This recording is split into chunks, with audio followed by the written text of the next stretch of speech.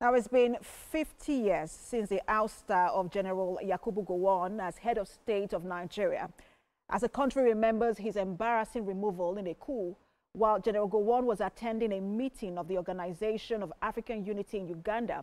Retired military officers have called on the armed forces to stay out of politics and government. TVC News senior correspondent Solomon Ajuziogo reports.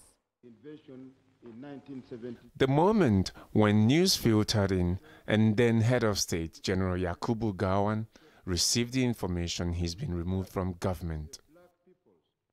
Colonel Joe Garba announced the overthrow of the head of state while he was away in Kampala, Uganda, attending the 12th summit of the Organization of African Unity, OAU.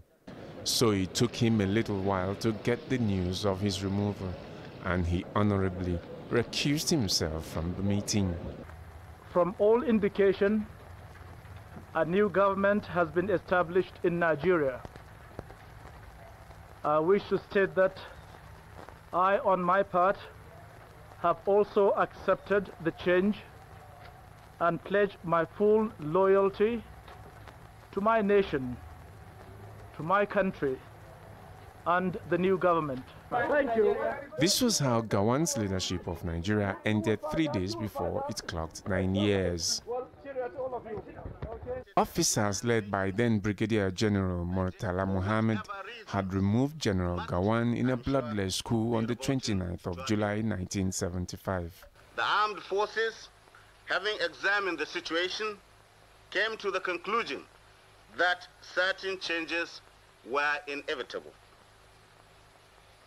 After the Civil War, the affairs of state, hitherto a collective responsibility, became characterized by a lack of consultation, indecision, indiscipline, and even neglect. The coup plotters had accused Gowon of refusal to fast-track a return to civil rule. The government has not been able to fulfill the legitimate expectations of our people.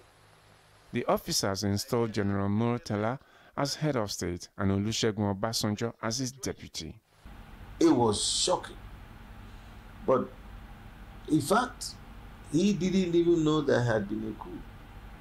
If you remember the picture, as he came back to sit at that conference, that was when, some head of state was saying, you heard what is coming from your country. I think there's a problem there. It's a problem. So he went out.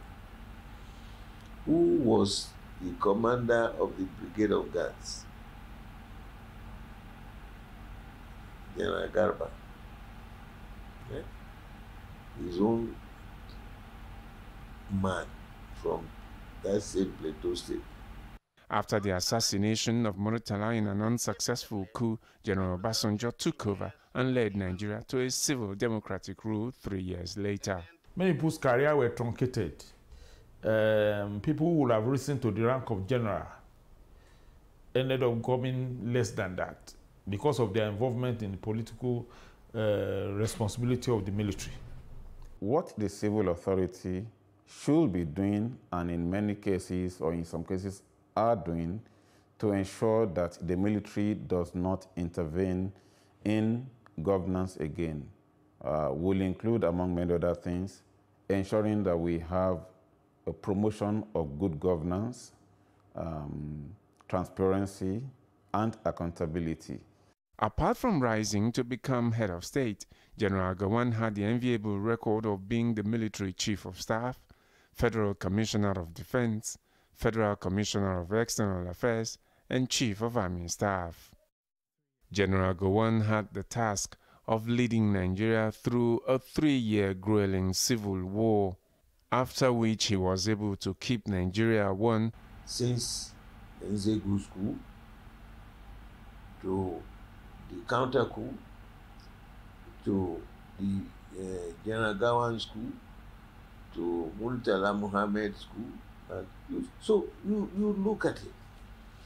Look at how we got unnecessarily divided. Look at the Civil War. Since his ouster, General Gowon has made an unsuccessful attempt to return to power as a civilian. With the way they have relinquished power and come out neatly, they proved the point that, you know, the dispensation for such tendencies are over. The military should please never, ever venture into politics. The history must be written. This country must ensure that we teach our children the history of this country.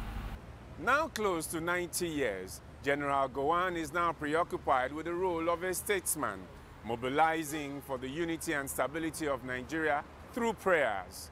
May his prayers for the country never be in vain. Solomon Ajiziogu, TVC News.